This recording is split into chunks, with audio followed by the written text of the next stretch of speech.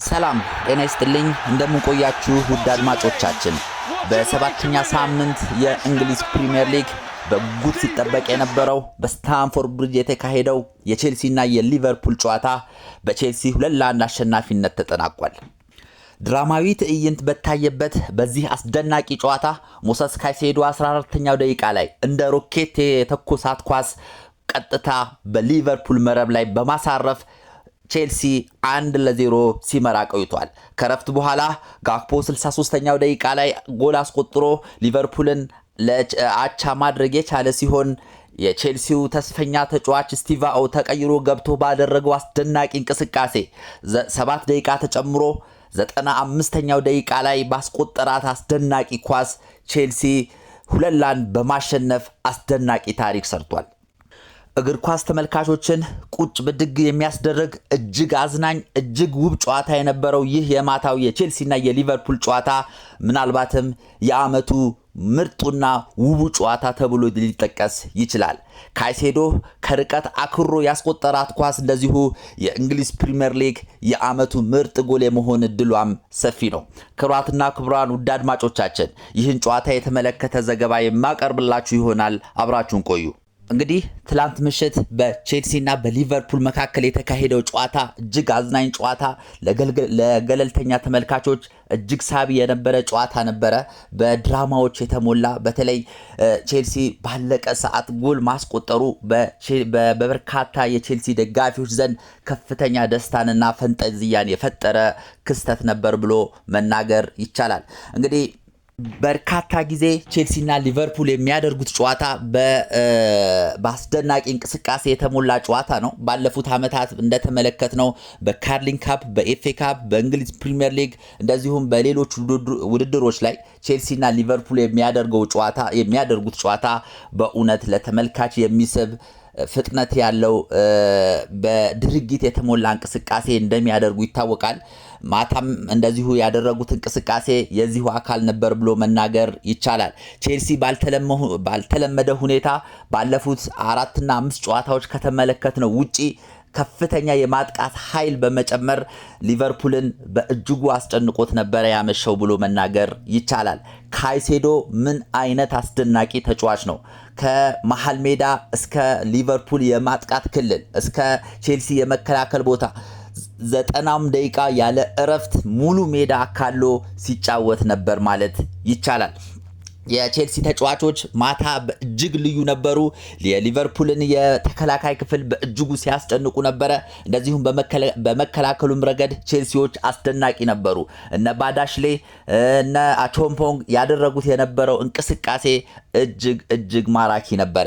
መሃል ላይ ኢንዞ ፈርናንዴዝ፣ ካይሴዶ እንደዚሁም ኋላ ላይ ደግሞ ላቪያ ከተቀይሮ ከገባ በኋላ ያደርገው የነበረው እንቅስቃሴ እጅን በአፍ የሚያስጭን ድንቅ እንቅስቃሴ ነበረ።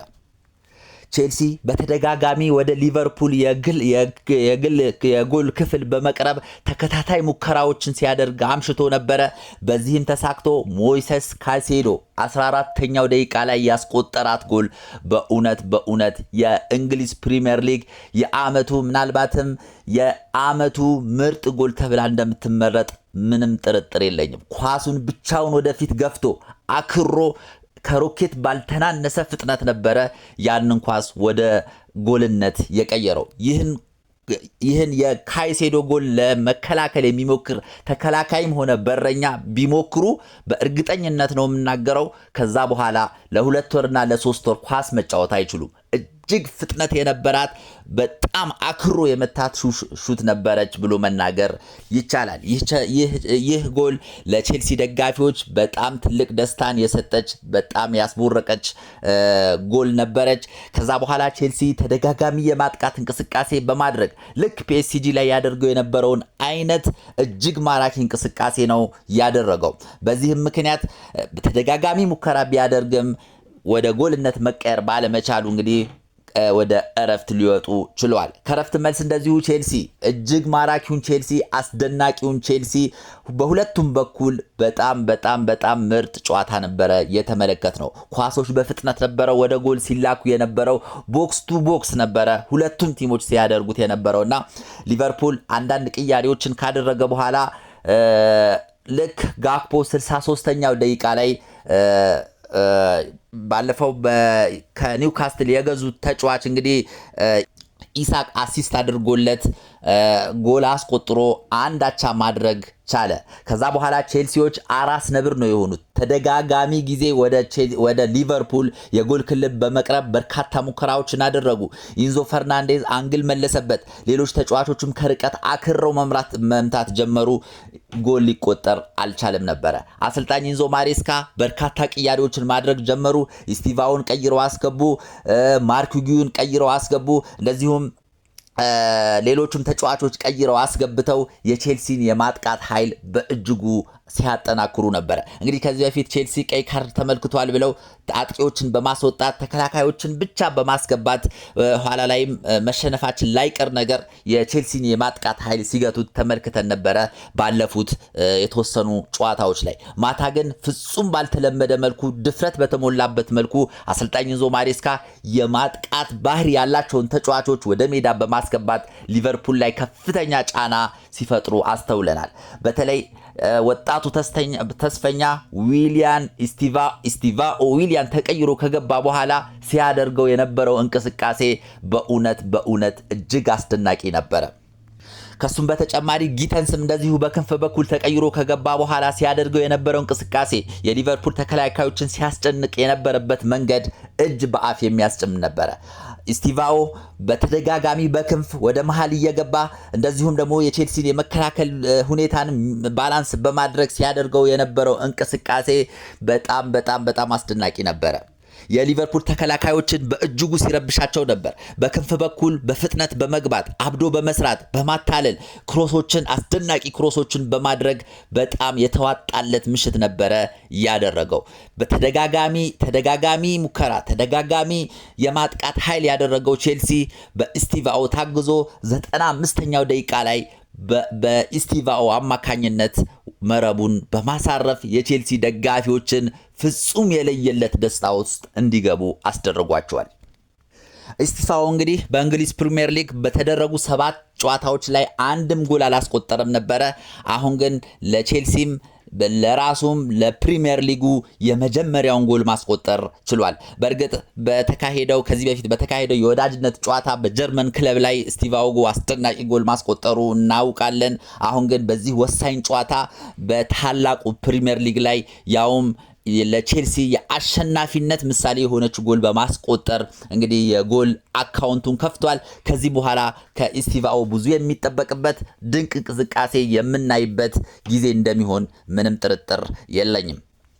ቼልሲ ይህንን ጨዋታ ማሸነፉን ተከትሎ ወደ 6ኛ ደረጃ መምጣት ችሏል። ሊቨርፑል መሸነፉን ተከትሎ የአንደኝነት ለበርካታ ጊዜ በአንደኝነት ሲቆጣጠር የነበረውን የእንግሊዝ ፕሪሚየር ሊግ የደረጃ ሰንጠረዥን ለአርሰናል አሳልፎ በመስጠት ወደ 2ኛነት ዝቅ ብሏል። ሊቨርፑል ባለፉት 3 ተከታታይ ጨዋታዎች ሽንፈትንም አስተናግዷል። ሊቨርፑል በዚህ ሁኔታ የሚቀጥል ከሆነ በእጅጉ ያሰገዋል። ምክንያቱም የሊጉ ክለቦች አስደናቂ እንቅስቃሴ እያደረጉ ነውና ሊቨርፑል ተከታታይ መሸነፉ ትልቅ ዋጋ እንደሚያስከፍለው ጥርጥር የለውም። በአንጻሩ ቼልሲ ይህንን ጨዋታ ማሸነፉን በተከታታይ በማንቸስተር ዩናይትድ እና በብራይተን በመሸነፉ ምክንያት ወደ ታች እያዘቀዘቀ ነበረ። አሁን ግን ይህን ጨዋታ ማሸነፉ ወደፊት እንዲመጣና በዋንጫ ፉክክር ውስጥ እንዲቆይ ወደፊት እንዲሳብ የሚያደርገው ምርጥ ጣፋጭ 3 ነጥብ ነው ብሎ መናገር ይቻላል። በተደጋጋሚ ጊዜ እንደምንመለከተው ቼልሲ ከትልቅ ክለቦች ጋር ሲያደርግ በእውነቱ እጅጉን የተለየውን ቼልሲ ነው የምንመለከተው። ከፒኤስጂ ጋር የነበረውን ሁኔታ አይተናል። አሁንም ከሊቨርፑል ጋር ያደረገውን እንቅስቃሴ ተመልክተናልና ቼልሲ ትልልቅ ክለቦች ይመቹታል ብሎ መናገር ይቻላል። ከትልልቅ ክለቦች ሲጫወት ኮንሲስተንሲው የማጥቃት እንትኑ ከፍተኛ ነው። በአንጻሩ ደግሞ ደከም ያሉ ቲሞችን ሲያገኝ ደግሞ በዛ ልክ ባለመጫወቱ ነው ወደ ቼልሲ ከዋንጫ ፉክክሩ ትንሽ ራቅ ሊል የቻለው እንጂ አሁን ላይ እንደዚሁ ከትልልቅ ክለቦች ጋር ሲያደርግ የነበረው አይነት እንቅስቃሴ በሌሎች ክለቦች ላይ ቢደግም ኖሮ እውነት ቼልሲ የዋንጫ እስካሁን የደረጃ መሪ የሚሆንበት እድል ነበረ። እንግዲህ ይሄ 3 ነጥብ ለቼልሲ እጅግ ወሳኝ 3 ነጥብ ነው። ወደፊት እንዲስፈነጠር የሚያደርግ ጣፋጭ 3 ነጥብ ነው። ምክንያቱም ከዚህ በፊት በአሰልጣኝ ኮንቴ ጊዜ ካስታወሳችሁ በአርሰናል 3-0 ተሸንፈን ነበረ። ከዛ በኋላ ያለውን ጨዋታ አሸንፎ ወደፊት በመስፈንጠር ነው እንግዲህ የእንግሊዝ ፕሪሚየር ሊግን ማንሳት የቻለው። አሁንም ዘንድሮ ቢሆን ቼልሲ እንቅስቃሴውን አጠናክሮ የሚቀጥል ከሆነ ዋንጫ የማያነሳበት ምንም ምክንያት አለ ብዬ አልገምትም። አሁን የእንግሊዝ ፕሪሚየር ሊግን አርሰናል መምራት ጀምሯል። ሊቨርፑል በሁለተኛ፣ ቶትንሃም፣ ሊቨርፑል እያለ ይከተላል። ቼልሲ 6ኛ ደረጃ ላይ ተቀምጧል። ከዚህ በኋላ በሚደረጉ ጨዋታዎች በቼልሲ በኩል በጉዳት ያሉ ተጫዋቾች ተመልሰው ይመጣሉ። ስለዚህ የተሻለውን ቼልሲ እንደምናይ እርግጠኛ ነኝ ብዬ መናገር እችላለሁ። አሁን ላይ ቼልሲ በርካታ ተጫዋቾቹ ጉዳት ላይ ይገኙ ነበረ። ቼልሲ ማታ እንግዲህ ተከላካዮች ተጎድተውበት ሲወጡ ምን ያህል እንደተቸገረ አስተውለናልና ነገር ግን እንግዲህ ቼልሲ ይህን ያህል የጉዳት ዜናዎች እያሉበት ትልቁን ሊቨርፑልን በዚህ መልኩ ዶሚኔት አድርጎ ማሸነፉ ለአሰልጣኝ ኢንዞ ማሬስካ ትልቅ ክብር ይገባቸዋል ብዬ አስባለሁ። ከጨዋታው መጠናቀቅ በኋላ ከ17000 በላይ የፌስቡክ ተከታይ ባለው እሳቱ ቼልሲ በሚለው የፌስቡክ ፔጅ ላይ ጨዋታውን እንዴት አያችሁት፣ እንዴት ገለጻችሁት፣ ጨዋታው ምን ይመስል ነበረ ብዬ ጥያቄ አቅርቤ ነበረ። በተለይ የቼልሲ ደጋፊዎች በደስታ ተሞልተው ሐሳቦችን ሰንዝረዋል። መሐመድ ገለቶ እንደዚህ አለ። ዛሬ ቼልሲ በድፍረት ኳስ በመቆጣጠር ወደፊት በማጥቃት ጥሩ ነበረ። እድሎቹንም አባክነን ነበር። አቻ ቢጠናቀቅ ያስቆጭ ነበር። አሸንፎ መውጣቱ ትልቅ መነቃቃትን ይፈጥራል። የዛሬው ነጥብ እንደተለመደው በእንዝላልነት ብናጣው ኖሮ ያናድድ ነበር ሲል ሐሳቡን ገልጿል። እውነት ነው። ቼልሲ ከሊቨርፑል የተሻለ ነበረ። ኳስ በመቆጣጠር በማጥቃት በሙከራ ሁሉ የተሻለ ነበርና እውነት ነው። ቼልሲ ነጥብ ቢጥል ኖሮ እውነትም የሚያስቆጭ ነበር ብሎ መናገር ይቻላል። በርካታ የቼልሲ ደጋፊዎች ደስታቸውን መቆጣጠር አልቻሉም። አብዲ ወስለም ምን ባደርግ ነው ደስታዬን መቆጣጠር የምችለው የሚል ሐሳቡን ሰንዝሯል። እውነት ነው። እኔም እንደተመለከትኩት የቼልሲ ደጋፊዎች የሚይዙት የሚጨብጡትን ሲያጡ ተመልክቻለሁ። እኔ ሳሙኤል ጋረጀ እኔም በጣም ነው ነስረላ መሐመድ የካይሴዶ ጎል ወደ ኋላ ተመልሼ ኢሴን በአርሰናል ላይ ያስቆጠረውን ጎል እንዳስታውስ አድርጎኛል ብሏል። እውነት ነው። ኢሴን በጊዜው እንደ ባናና አጠማዞ ነበረ ኳሷን ያስቆጠራት። እውነት ነው። ተመሳሳይነት አላቸው። ብርሃኑ በርሄ ምን አይነት ቼልሲ ነው ያየሁት? በህይወቴ ቼልሲ እንደዚህ አስደስቶኛ አቅም።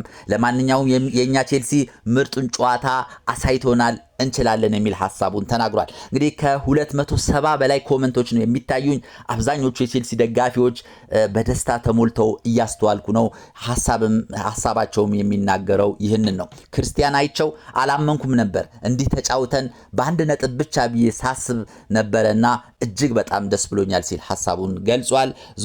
ዞሎዳ በመጨረሻው ደቂቃ ድል ያውን በታዳጊ ልጅ ሲሆን ይለያል፣ ደስታዬን መቆጣጠር አልቻልኩም ብሏል።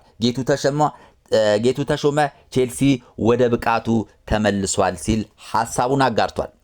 ፈጃ ዩኑስ ማሬስካ በዚህ የሚያስቀጥለው ከሆነ ምንም ጥርጥር የለውም ዋንጫውን ስታንፎርድ ብሪጅ ታገኙታላችሁ ሲል ሐሳቡን ገልጿል። ደስታው ቢሰጠኝ ቢሮ በደስታ ቲቪን ሰበርሁት፣ ጨርቄን ሁላ እስከ መጣል ነው የደረስኩት። በጣም ደስ ይለኛል፣ በጣም ተደስቻለሁ ሲል ሐሳቡን ተነግሯል። ወንደው ማሞ ጭንቅላቴ ውስጥ ሳስበው የነበረው ነገር ስለሆነ ጸጥ የሚያስብል ደስታ ውስጥ ነው የከተተኝ። ስቲቫኦ የሱንም የኔንም ፍላጎት እኩል ነው ፈጣሪ የሰማን ሲል ሐሳቡን ተናግሯል። አቡ ማሂር ጌታን ይገባቸዋል። እኔ የአርሰናል ደጋፊ ነኝ፣ ግን ቼልሲ የሚገባውን ነጥብ አግኝቷል። እግር ኳስ ፍትሃዊ ሆኖ ሲያልቅ ደስ ይላል ሲል ሐሳቡን ሰንዝሯል። ኃይለማርያም ይርጋ ዋው የዛሬው ይለያል ወንድሜ፣ ቼልሲ ማሸነፍ የሚገባውና አሸንፎ መውጣት ያለበት ጨዋታ ነበረ፣ የእውነት ይለያል ብሏል። ሀብታሙ ዳን ደስታም ንዴትም ተደበላልቆብኛል፣ ምክንያቱም አርሰናል አንደኛ ደረጃ ላይ በመቀመጡ ብሏል። ዋናው ቼልሲ ማሸነፉ ነው። አርሰናል በእርግጥ ተጠቃሚ ሆኗል። ቼልሲ ማሸነፉን ተከትሎ የሊጉ ደረጃ ላይ መሆን ችሏል። ቸሩ ፍቃዱ በቃ ያፈሉ ቡድኖች መቅጣት መታወቂያችን ሆነ ማለት ነው። ቼልሲ ይለያል ብሏል። እውነት ነው። አሸናፊ የተባሉ ክለቦችን ሁሉ በመቅጣት ቼልሲን የሚስተካከለው የለም። ሚስባህ መሐመድ በደስታ ክንፍ ብያለው፣ ቼላው እንኳን ደስ አላችሁ፣ እጅግ ደስ ብሎኛል ሲል ሐሳቡን አጋርቷል። ማሙሽ በጄ ጎበዝ ካይሴዶ ማስኩን ያውልቅ፣ ማይክል ኢሴን ሳይሆን አይቀርም። ይሄን ጎል አስታወሳችሁት? ቼልሲ ከአርሰናል ማይክል ኢሴን የወዘወዘው እንኳን ሳስታወሰኝ ምን አይነት ካይሴዶ ነው ሲል ሐሳቡን ተናግሯል። በጊዜው የነበራችሁ ሰዎች ታስታውሱታላችሁ። 85ኛው ደቂቃ ላይ ኢሴን አርሰናል ላይ ያስቆጠራት ኳስ መቼም የማትረሳ ድንቅ ኳስ ነበረች። ተረፈው የኔው እኔ ብቻ ስሜቴን መቆጣጠር አቃተኝ፣ ብርድ ሊያነሳኝ ነው ሲል ሐሳቡን ተናግሯል። ግዛቸው ቦጋለ እሳቱ እኔ በደስታ ኡኡ ብዬ ጎረቤቶችን አስደንግጫቸዋለሁ፣ ደሞም 2-1 እናሸነፋለን ብዬ ነበር፣ ይኸው እንዳልኩት ሆነ ሲል ተናግሯል። ምን ይሁን ተሾመ የለንደን ኩራት ነው የምንለው በምክንያት ነው፣ ጀግናነን ሲል ሐሳቡን ሰጥቷል። እንግዳ እንዳለ ምሽቴን አሳመሩልኝ፣ ስቲቫኦ በነፍሳችን ደረሰ፣ ካይሴዶ ምሽጋቸውን በኒኩሌር አፈራረሰው፣ ኩኩሬላ ሞሳላን በካቦ አሰረው፣ ቫንዳይክ ባልፈጠር አለ፣ ጀምስ ይሳቅን በጥፊ አፈር ላሰው፣ በቃ ቼላው ከቃላት በላይ ነው፣ ኮንግራ ብሉ ሲል ሐሳቡን ተናግሯል። እንደዚሁ በርካታ ናቸው እንደነገርኳችሁ ከ200 በላይ 70 በላይ ኮመንት ነው የሚታየኝ። ስለ ሁሉም ነገር እግዚአብሔር ይመስገን የተባለ ተመልካች እኔ በተረጋጋ መንፈስ ነው ጥሩ ተጫውተዋል፣ ያገኙትን የግብ ዕድል በመጠቀም ላይ ዛሬም ጎልቶ ታይቷል። ሌላው ቀይ ካርድ ለማን ይሆን ተራው ብዬ ሳስብ ማሬስካ ራሱ ወሰደው። የዲሲፕሊን ችግሩ ማሬስካ ላይ መሆኑ አሳሳቢ ነው። እንዲሁም ወጥ አቋም የሌለው ቼልሲ በመሆኑ ተገማችነቱ ትንሽ ለተጋጣሚ አሳሳች የሆነ ይመስለኛል ብላል። እንግዲህ አሰልጣኝ ኢንዞ ማሬስካ በቀይ ካርድ ከሜዳ ወጥተዋል። ምክንያቱም ደስታቸውን በሚገልጹበት ሰዓት በተፈጠረ እንትን ይመስለኛል። ጎጃሜው ጎጃም እኔ የተመለከትኩት የመጀመሪያ 45 ደቂቃ ብቻ ስለሆነ በዛ የተመለከትኩት 45 ደቂቃ ግን ቼልሲዎች ተለይተውብኛል። ከተከላካይ እስከ አጥቂ ክፍሉ ይሄ ቀረው የማይባል ነበረ እና ቼልሲው ይችላል ሲል ሐሳቡን ገልጿል። እንግዲህ በእጅግ በርካታ ተመልካቾች ናቸው ሐሳባቸውን የሰጡት። የሁሉንም አንብቤ መጨረስ አልችልም። በሚቀጥሉት በሚኖረው ፕሮግራሜ ላይ ለማካተት ጥራለሁ። ስለነበረን ቆይታ እጅግ አድርጌ አመሰግናለሁ። መልካም ጊዜ